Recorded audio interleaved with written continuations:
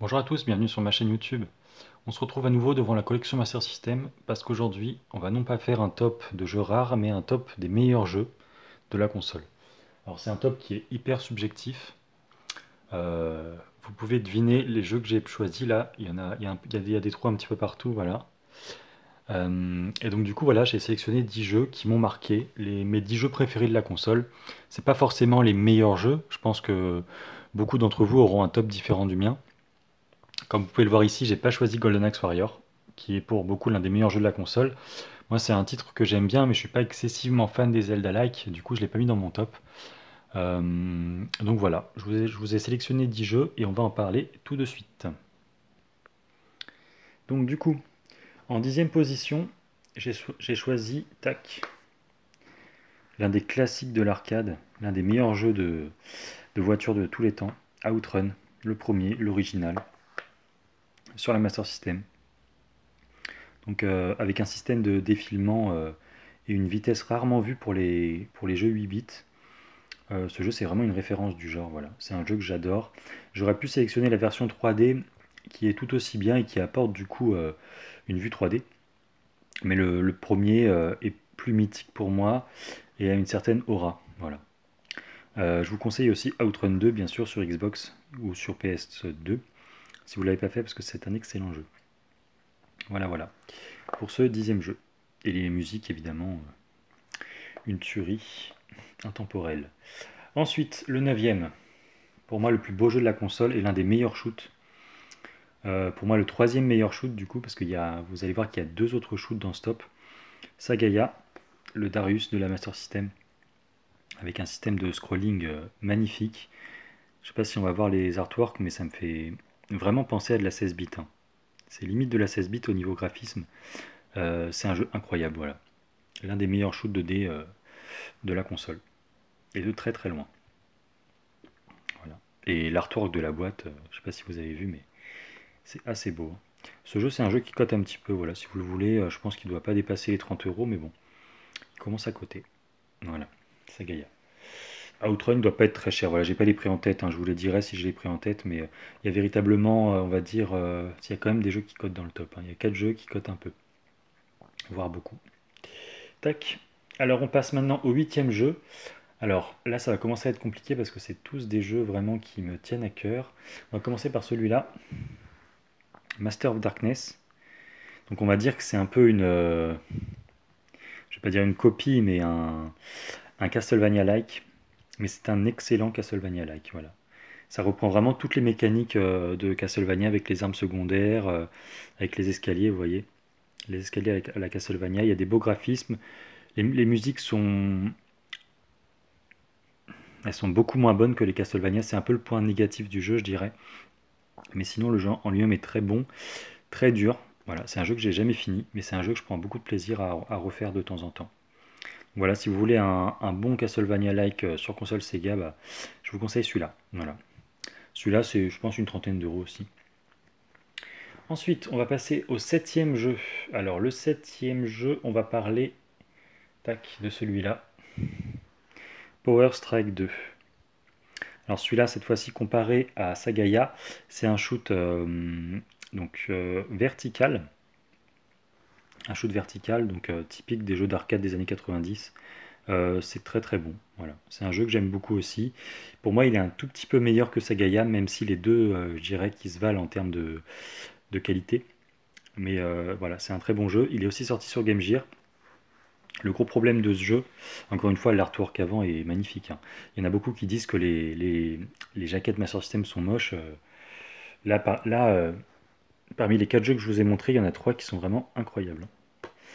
Bref, ce jeu, le gros problème, c'est que, donc, comme je disais, c'est qu'il est sorti sur Game Gear et qu'il cote énormément sur les deux plateformes. Voilà. Sur la Master System et sur la Game Gear. Donc si vous voulez le tester, jouez-y plutôt en émulateur parce que ça cote beaucoup. Hein. C'est plus de 200 euros, voilà. Le jeu en complet.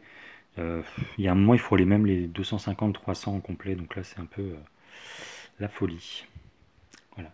Pour la petite info, celui-là c'est un jeu que j'avais acheté au tout début de mon full set. Je l'avais trouvé à cash à 50 euros à l'époque. Il cotait pas encore ce prix-là, hein. Il devait coter, je sais pas, 80-90. Je l'avais trouvé à 50 euros, je l'avais pris. Et au final, je me dis que j'ai bien fait parce que sinon j'aurais galéré à le trouver plus tard. Voilà. En plus, c'est un excellent jeu. Ensuite, on va passer au 6e jeu. Je vais vous parler de celui-ci.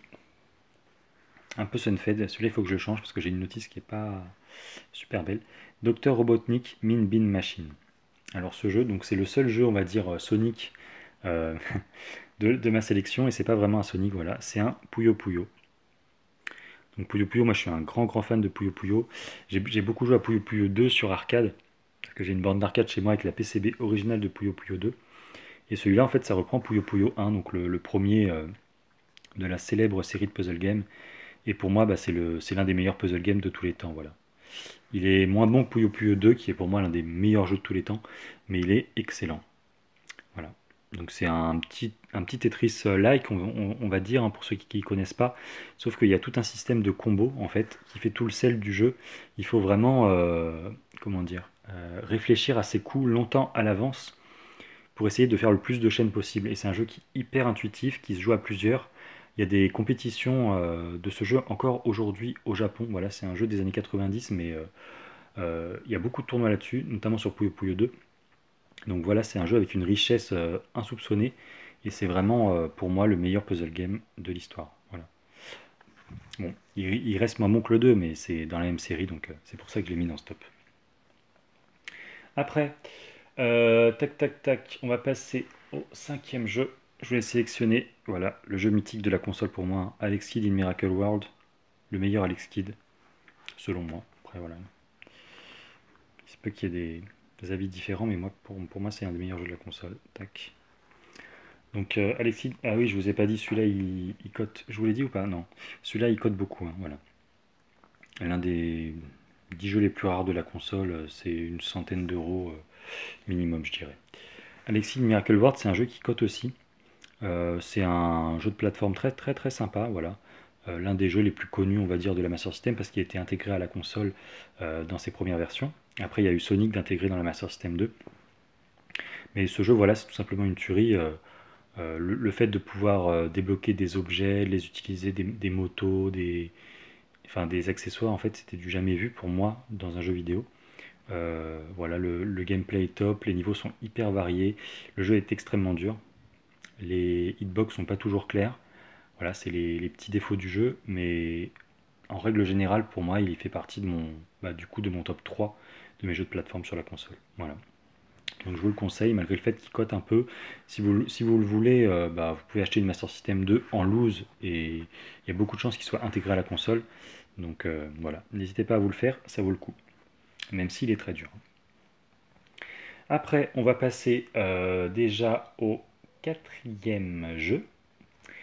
Je vous ai sélectionné le seul RPG, hop, du top. Donc comme je vous l'ai dit, c'est pas Golden Axe Warrior, il s'agit de Phantasy Star. Donc le premier. Donc moi j'adore ce jeu, voilà, j'ai un affect particulier avec ce jeu. Je l'ai découvert très très très tard. Bon, comme tous les RPG de la console, c'est full anglais. Voilà, le jeu est tout en anglais, donc si vous comprenez pas bien l'anglais, ça va être compliqué, même si le niveau est assez basique, on va dire. Et en fait, ce jeu, voilà, vous évoluez dans une ville et vous allez devoir explorer les environs. Donc c'est du pur jeu d'exploration, il y a des donjons. Les donjons sont hyper durs. Le jeu, en règle générale, est très très dur, hein. Mais voilà, j'aime beaucoup. C'est vraiment une aventure où on vous laisse vous débrouiller. Donc franchement, pour l'époque, c'est assez novateur. Euh, et voilà, moi j'adore. Le point aussi important du jeu, c'est que vous évoluez du coup sur une map comme ça en 2D. Et en fait, après, une fois rentré dans les donjons, vous vous retrouvez avec une vue comme ça de dungeon RPG, un peu, où vous allez évoluer dans des souterrains et croiser des monstres que vous allez devoir combattre. Et une fois arrivé à la fin du donjon, vous allez débloquer un objet ou un trésor et tout. Et voilà, c'est un peu le but du jeu. D'explorer la map, de finir les donjons, débloquer des objets, et puis voilà. Mais c'est vraiment excellent. Encore une fois, le problème du jeu, c'est qu'il est super super dur. Je l'ai jamais fini. Mais c'est un jeu que j'aime beaucoup. Après, on passe déjà aux 3 derniers jeux de la sélection. Avec évidemment, pour moi, l'un des meilleurs jeux de la console, Fantasy Zone. Très très bon, hein. Très très bon. Ce jeu, pareil, j'ai découvert assez tard, en 2007, je crois, avec la compilation Sega Mega Drive Collection. Et il y avait une version, je crois, Master System du jeu, il me semble, à débloquer, un truc comme ça. Et donc du coup, bah, c'est comme ça que j'ai découvert le jeu et c'est comme ça que ça m'a donné envie de l'acheter. C'était au tout début de mon full set. Donc c'est l'un des premiers jeux que j'ai eu en fait sur la console. C'est un jeu qui est hyper coloré, hyper bien. Voilà. La particularité du jeu, c'est qu'en fait, il y a pas de fin dans les niveaux, si vous voulez, à proprement parler.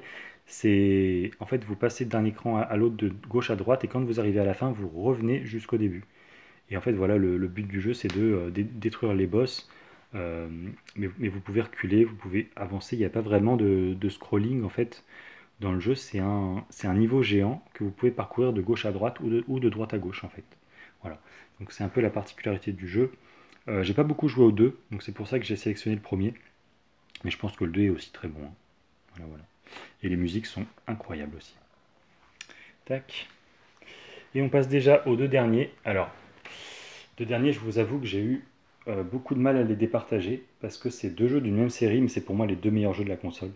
C'est des incontournables. Euh, je vais commencer par celui-là, même si j'hésite à le mettre premier, honnêtement. Wonder Boy in Monsterland. Donc voilà, ça c'est du pur jeu de plateforme 2D action. Euh, il y a un temps, je le préférais à celui que vous allez voir après, au numéro un. Aujourd'hui, je le trouve quand même un peu moins bon. Malgré le fait qu'il est excellent, hein. Voilà, les musiques sont incroyables. Le fait de pouvoir débloquer des bottes pour sauter plus haut, des épées, des boucliers. Enfin, il y a tout un système en fait d'achat d'objets qui était assez novateur pour l'époque. Les boss sont archi cool. L'ambiance du jeu global est vraiment très très bonne. Voilà. Donc pour moi, c'est l'un des meilleurs jeux de la console et l'un des deux meilleurs Wonder Boy qui existent à l'heure actuelle. Voilà. Mention spéciale pour la jaquette quand même, hein. La tête du gars, c'est compliqué. Mais bon, il faut pas se fier à la jaquette, c'est un excellent jeu. Voilà. Et pour finir, bon, je pense qu'il y en a beaucoup qui auraient mis ce jeu premier aussi, à mon avis, hein. Wonder Boy 3, The Dragon's Trap. Voilà, le jeu mythique de Sega. Franchement, ce jeu, c'est incroyable. En fait, c'est un peu comment dire, un peu un Metroidvania dans l'idée, en fait. C'est un jeu d'action plateforme où vous allez devoir débloquer des transformations pour accéder à d'autres mondes. Voilà, tout simplement. Mais c'est un jeu qui est hyper intelligent, euh, qui est hyper bien pensé. Il y a plein de secrets, c'est, j'ai même pas les mots pour décrire ce jeu, quoi. Franchement, faire ça, il est sorti quand? En 89, c'est juste un truc de fou. C'est voilà, j'ai pas du tout les mots. Jouez-y. Le remake qui est sorti récemment là est très très bien aussi. Vous pouvez même jouer à la version originale sur le remake. Donc franchement, ça vaut le coup. C'est un jeu voilà qui, comme c'est dit ici, a un système de mot de passe. Donc c'est très sympa. Vous pouvez arrêter votre partie quand vous voulez. Et bah voilà, il y a rien d'autre à dire. Si vous avez un jeu à faire sur la console, pour moi, c'est Wonder Boy 3, The Dragon's Trap. Voilà. À ne pas confondre avec l'autre Wonder Boy 3 qui est sorti sur Mega Drive, qui est un shoot 2D. Celui-là, c'est vraiment un jeu d'action plateforme incontournable. Donc voilà, pour mon petit top 10 de mes jeux Master System à faire impérativement. Si vous en avez d'autres, n'hésitez pas à me les dire dans les commentaires. Je serais curieux de savoir votre top 10. Et puis on se retrouve très bientôt, je pense, pour un épisode 2 de 5 jeux rares sur la console 8 bits de chez Sega. Salut à tous.